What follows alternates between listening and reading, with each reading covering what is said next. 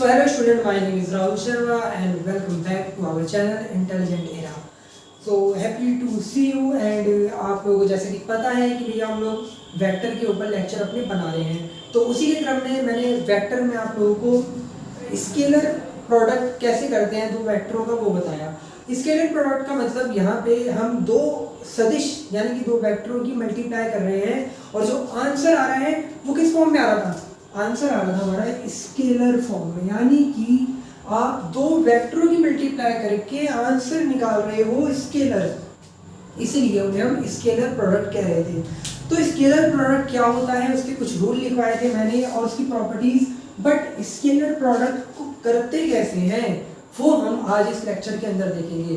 तो अगर आप लोगों ने प्रीवियस लेक्चर नहीं देखे हैं तो प्लीज़ डिस्क्रिप्शन में लिंक है पूरी की पूरी प्ले लिस्ट का, आप चाहे हिंदी मीडियम के हो आप चाहे इंग्लिश मीडियम के हो, दोनों ही मीडियम में वहाँ समझा रखा है, जाके जरूर देखें। ठीक है, तो आज हम लोग फिर से अपने उस वेक्टर वाले लेक्चर को जो कि लेक्चर नंबर शायद 5 होगा आज, ठीक है, तो मैं उसको आगे कंटिन्यू कर रहा हूँ। ठीक है, तो जितने भी हमारे स्टूडेंट हैं जिन्होंने लेक्चर देखा अच्छी बात है, जिन्होंने नहीं देखा वो भी जाके देखें और आज यहाँ पे जो देख रहे हैं वो भी देख रहे हैं, सपोर्ट करें बिल्कुल चैनल को।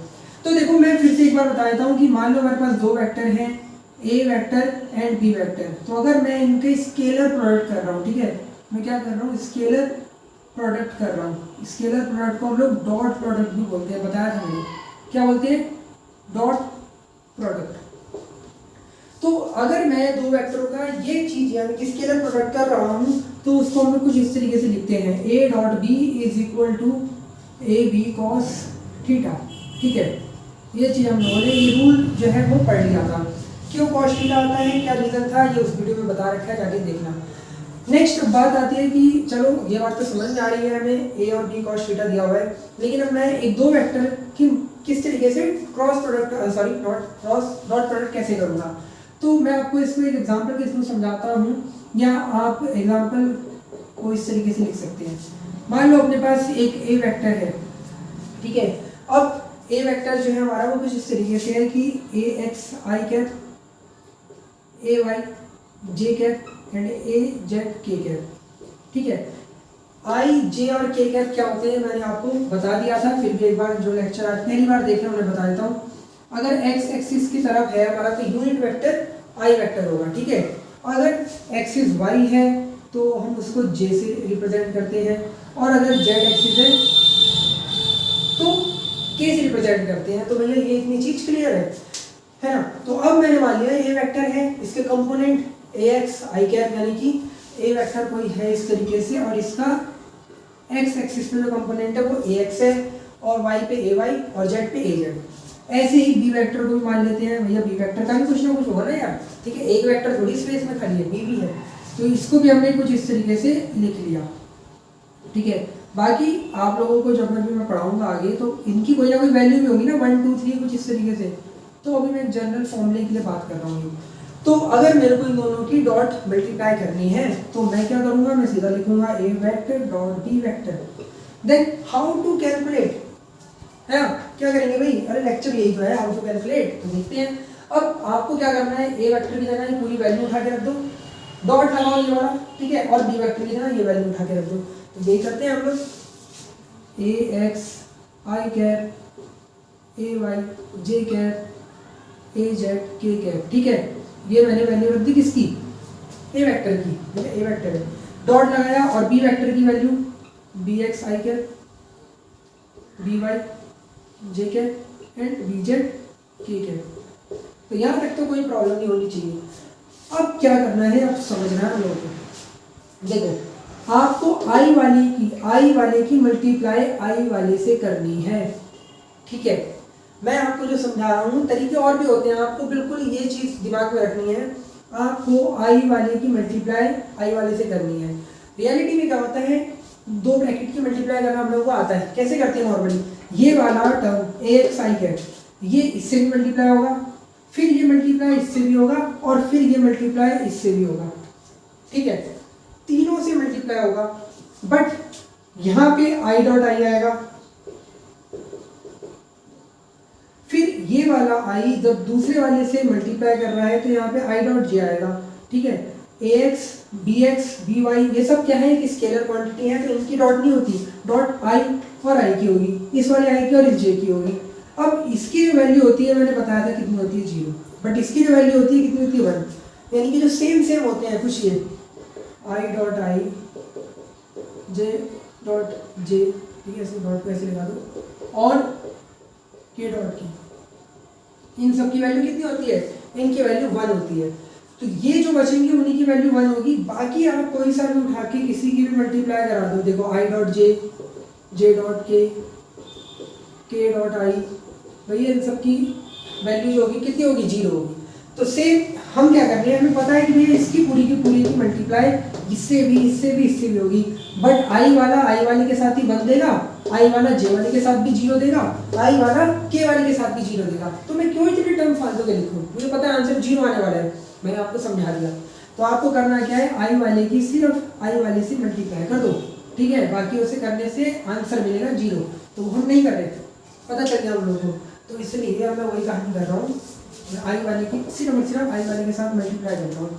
तो देखो क्या हो जाएगा, ए एक्स आई कैप, ठीक है, dot B x i cap. अब ये बचेगा, अब मैंने बोला ये ए एक्स और बी एक्स तो एक स्केलर क्वांटिटी है, मतलब इन पे कोई डॉट वॉट नहीं होता, इनकी नॉर्मली मल्टीप्लाई होगी, तो ये ए एक्स बी एक्स ऐसी रहेंगे, आई डॉट आई अलग अलग हो जाएगा, कोई टेंशन यहाँ तक, कोई दिक्कत, बीच में प्लस लगाया। अब जे वाली की जे वाले के साथ कर दो, तो इसका ए वाई और इसका बी वाई दोनों कैसे हो जाएंगे, अलग अलग हो जाएंगे, और जे डॉट जे अलग हो जाएगा, ठीक है। ऐसे ही जेड के वाली की के वाले के साथ कर दो, तो ए जेड और बी जेड के डॉट की।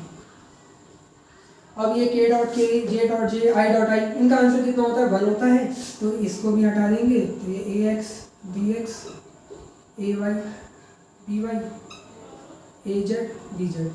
तो आपने देखा कि जब हम दो वेक्टरों की मल्टीप्लाई कराते हैं तो उनका जो आंसर आ रहा है वो असल में क्या आ रहा है, उन दोनों वेक्टरों के जो भी कोफिशिएंट है इनकी आपस में मल्टीप्लाई हो जा रही है, और फिर वो ऐड हो जाते हैं, या फिर वो जो भी आपको यहाँ पे प्लस माइनस देगा, ठीक है। तो ये जनरल फॉर्मूला था किन्हीं भी दो वेक्टरों की डॉट प्रोडक्ट करने का। अब मैं इसको आपको एक न्यूमेरिकल के थ्रू समझाऊंगा ताकि और क्लियरिटी आ जाए हम लोगों को, ठीक है। ये चीज़ क्लियर हो गई आप लोगों को, क्या देख रहे हो आप लोग, भैया इसका और इसका कोफिशिएंट यानी कि ए एक्स और बी एक्स इनकी मल्टीप्लाई हुई, प्लस ए वाई बी वाई की मल्टीप्लाई हुई, प्लस ए जेड बी जेड की मल्टीप्लाई हुई। तो डॉट प्रोडक्ट बहुत ईजी प्रोडक्ट है, ईजी तरीके से समझ में आ जाता है, ठीक है। अब एग्जाम्पल के थ्रू समझते हैं, फटाफट से इसे उतार लो फटाफट। तो स्टूडेंट अब फटाफट से एक एग्जांपल लेते हैं ताकि और क्लियरिटी आए माइंड में और बहुत ही बढ़िया कॉन्सेप्ट चमक जाए बिल्कुल। तो ए वेक्टर मैंने मान लिया 2i कैप 3j कैप और माइनस का 2k कैप, और जो बी वेक्टर है वो हमारा कुछ ये मान लिया i कैप j कैप और प्लस 2k कैप, और आपसे फिर वही चीज़ फाइंड कर रहा है a vector dot b vector find करना है, how to find a vector dot b vector, ठीक है। तो अब आपको ये ए और बी वेक्टर कुछ नॉर्मल फॉर्म में दिए, नॉर्मल फॉर्म मीन्स मतलब इनकी कोई वैल्यू दी है और पेपर में वैल्यू देगा तभी तो हम करेंगे यार, ठीक है। ए डॉट बी तो अब कैसे फाइंड करना है, अभी आपको पीछे बताया नॉर्मली ए डॉट बी अगर मेरे को फाइंड करना है, ठीक है, तो मैं पहले क्या लिखूंगा, सॉल्यूशन लिखूंगा और फिर मैं अपने आसपास वाले की कॉपी चेक करूंगा, उसने लिखा सामने वाले ने, अगर नहीं लिखा होगा तो भैया जैसे हम वैसे वो, तो ऐसा कुछ नहीं करना आप लोगों को, ठीक है, नॉर्मली समझना है। क्या करना है, ए डॉट बी लिख दो, ए वेक्टर उतार लो, बी वेक्टर उतार लो, और फिर से आपको क्या करना है, सामने वाले की कॉपी देखनी है। ऐसा करोगे क्या, अरे नहीं यार भैया अगर हमारी वीडियो देख रहे हो तो ऐसा नहीं करना आपको कि बस उतार के बैठ गए और अब शक्ल देख रहे हो कि यार मैंने तो पढ़ा नहीं, इसने पढ़ा हुआ तो देख लेंगे, तो ऐसा कुछ नहीं करना, ठीक है। नॉर्मली दोनों वेक्टर को उतार दो। अब जैसा मैंने आपको बताया आई वाले की आई वाले के साथ, ये आई वाला देख रहे हो, आई वाले की आई वाले के साथ मल्टीप्लाई करा दो, तो 2 यहाँ पे क्या है इंटू 1, अरे भैया 2 इंटू 1 और आई डॉट आई ऐसे का ऐसे, ऐसे ही। अब जे वाला दिख रहा है आप लोगों को, तो जे वाले की जे वाले के साथ कराओ, ये जे वाला है ये जे वाले की, इसकी इसके साथ मल्टीप्लाई करेंगे, तो यहाँ पे क्या है 3, इधर क्या है 1, तो 3 इंटू 1 और जे वेक्टर डॉट जे वेक्टर। कोई टेंशन यहाँ तक, कोई टेंशन नहीं है, जे की जे वाले के साथ करा दी। नेक्स्ट है के वाले की के वाले के साथ मल्टीप्लाई, ठीक है। यहाँ पे ये है -2 और ये है क्या 2, तो हम तो लिखेंगे प्लस, लेकिन हम -2 की इस 2 के साथ करेंगे। ऑलवेज प्लस लिख दो, फिर जो भी हो मल्टीप्लाई करा दो, -2 था यहाँ पे 2 के साथ करा दी, के डॉट के। अब इतनी मल्टीप्लाई तो हम लोगों ने सीखी है कि भैया 2 × 1 करने पे आंसर आता है 36 आएगा आंसर। अरे भैया सिंपल दो आया यार, क्लियर है एकदम। और आई डॉट आई 1 पढ़ा, अभी पढ़ा इसी वीडियो में, प्लस 3 × 1 कितना 3 और जे डॉट जे 1। ठीक है, अब देखो यहाँ पे ये हो जाएगा -4 भैया, और इसकी मल्टीप्लाई 1 से करेंगे, 4 और 2 × 2 -4। ठीक है, माइनस का था इसमें, तो यहाँ पे 2 3 -4, तो ये हो जाएगा 5 -4, तो ये हो जाएगा 1। तो ए डॉट बी का जो आंसर आया हमारा वो कितना आया 1। तो देख लिया आप लोगों ने किस तरीके से हम लोग स्केलर प्रोडक्ट करते हैं, यहाँ कहें कि अदिश गुणन करते हैं दो वेक्टरों का। बहुत ही सिंपल चीज़ है, बहुत ही ज़्यादा ईजी है, एक बार अगर समझ लो। ठीक है, तो अब मैं आप लोगों को एक और एग्जांपल के थ्रू इसके एक दो और अच्छे न्यूमेरिकल करा देता हूँ, ताकि आप लोगों को एकदम क्लियरिटी जो कहते हैं ना बिल्कुल बिंदास वाली हो जाए। तो इसको मिटा देते हैं। ठीक है, एक और एग्जांपल करा देते हैं, नहीं तो फिर बच्चे कहेंगे एक एग्जांपल में हो गया क्या इनका, बस कहानी खत्म। ठीक है, तो एक एग्जांपल नहीं, एक दूसरा एग्जांपल और करा देता हूँ। इस बार ए वेक्टर जो है वो दिया है i cap plus j cap, और बी वेक्टर जो दिया है वो दिया है i cap plus 2j cap plus 3k cap, और फिर से वही पूछ रहा है a vector dot b vector. अरे ढंग से लाओ, क्वेश्चन मार्क। तो फिर से क्या करना है, वही करना है भाई, ए डॉट बी पूछा है तो सॉल्यूशन लिख देंगे। सॉल्यूशन लिखने के बाद सीधा ए वेक्टर डॉट बी वेक्टर करेंगे, और फिर से इन दोनों की वैल्यू उतार लेंगे। बट इस बार कुछ बच्चे कहेंगे यार ये क्या हो रहा है भाई, यहाँ तो इसने आई और जे दे दिया, नीचे के दे दिया, इधर तो के नहीं है, ऊपर के नहीं है, तो कोई टेंशन नहीं है, कोई दिक्कत नहीं है। ठीक है, आपको जो दिया हुआ आप तो वो उतारो। ठीक है, आपको जो दिया हुआ आप तो वो उतार लो, चलो यार लो ऐसे उतार लो, बस कोई दिक्कत नहीं है ना। और बी वाली की जगह बी वाला i plus 2j cap plus 3k cap. पसीना इतना क्यों आ रहा है, क्योंकि देखो मैंने पंखा कर रखा है कम पे, क्योंकि फिर साउंड क्लियर नहीं आती है, वैसे ही तो बहुत है यहाँ पे इतना, तो इसीलिए कम कर रखा है, तो इसलिए गर्मी भी हो रही है तो पसीना आ रहा है।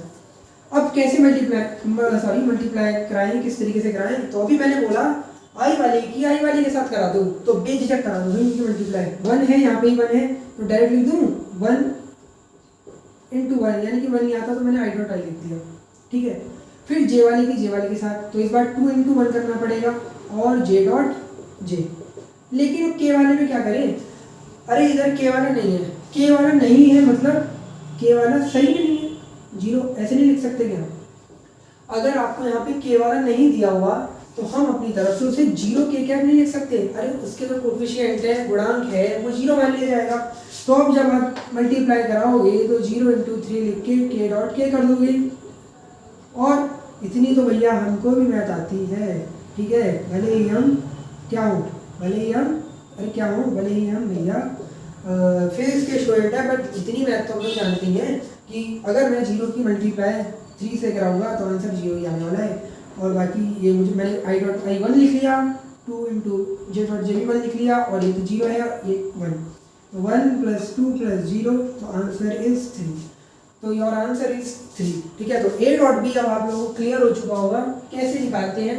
ठीक है, अभी हमारे जो लेक्चर चल रहे हैं वो ज़्यादातर मैं आप लोगों को जो लेक्चर करा रहा हूँ उसमें न्यूमेरिकल अभी थोड़े कम करा रहा हूँ। कम क्यों करा रहा हूँ, बिकॉज अभी मैं आपको वेक्टर उस लेवल से नहीं पढ़ा रहा हूँ, मतलब मैं आपको अभी न्यूमेरिकल के लिए नहीं, मैं आपको तीसरे चैप्टर के लिए वेक्टर की प्रिपेयर करा रहा हूँ कि भैया आप जब मोशन वाला चैप्टर पढ़ो तो वहाँ पे आपके वेक्टर इतने तो क्लियर होने चाहिए कि आपको वेक्टर का सही सही मीनिंग पता हो। ठीक है, अब मैं अगर आके पहले दिन वेक्टर का मीनिंग बताता तो वो इतना क्लियर नहीं होता, इसलिए मैंने सोचा कि पहले मैं सारी वेक्टर के जितने भी लेक्चर्स हैं, ठीक है, प्रॉपर वो पढ़ा दूँ, फिर न्यूमेरिकल उसके जब चैप्टर नंबर 4 में हम लोग आएंगे तब तो हम पढ़ेंगे ढंग से बिल्कुल। तो अभी आप लोगों को एक एक चीज़ में क्लियर कर रहा हूँ। ठीक है, न्यूमेरिकल साथ साथ चलेंगे जब हम चैप्टर में ढंग से पढ़ेंगे। ठीक है, तो ये आप लोगों का यहाँ पे डॉट प्रोडक्ट के न्यूमेरिकल खत्म हुए।